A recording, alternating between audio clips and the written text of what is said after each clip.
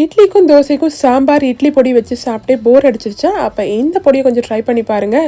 காலையில் எந்திரிக்கும் போதே வாயு பிரச்சனை இருக்குது அப்படின்னு நினைக்கிறவங்க இதை உங்கள் டயட்டில் சேர்த்து சாப்பிட்டு பாருங்கள். அப்புறம் சொல்வீங்க. இதுக்கு 200 கிராம் அளவுக்கு பூண்டு எடுத்துருக்கேன். தோல் நீக்காமல் இந்த மாதிரி குட்டி கொழியில் இடிச்சுக்கோங்க. இல்லை மிக்சியில் போட்டிங்கன்னா 2 பல்ஸ் போல் கொடுத்து எடுத்துக்கோங்க. இப்போ கடாயில் 1 டீஸ்பூன் எண்ணெய், 1 கப் அளவுக்கு உளுந்து சேர்த்துக்கோங்க. 1 டீஸ்பூனுக்கு மேலே எண்ணெய் விடாதீங்க. உளுந்து நல்லா பொன்னிறமாக வறுத்து பிளேட்டில் மாற்றிக்கோங்க. 10 வரமிளகாய், 10 காஷ்மீரி மிளகாய் அதே எண்ணெயிலேயே வறுத்து பிளேட்டில் மாற்றிக்கோங்க.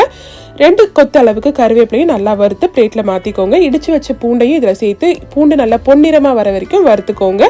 1 கப் அளவுக்கு துருவின தேங்காய் சேர்த்துக்கோங்க. தேங்காயும் நல்லா பொன்னிறமாக வர வரைக்கும் நல்லா வறுத்துட்டு பிளேட்டில் மாற்றிட்டு சூடு நல்லா ஆறுனதுக்கப்புறம் மிக்சர் ஜாரில் சேர்த்து தேவையான அளவுக்கு உப்பு சேர்த்துக்கோங்க. 1 டீஸ்பூன் போல் பெருங்காயத்தூள் சேர்த்துக்கோங்க. கட்டி பெருங்காயமாக இருந்தால் எண்ணெயிலே அதையும் வறுத்து சேர்த்துக்கோங்க. இது எல்லாத்தையும் நல்லா அரைச்சி எடுத்திங்கன்னா கம கமன்னு பூண்டு பொடி ரெடி ஆகிடுச்சு. பாய்.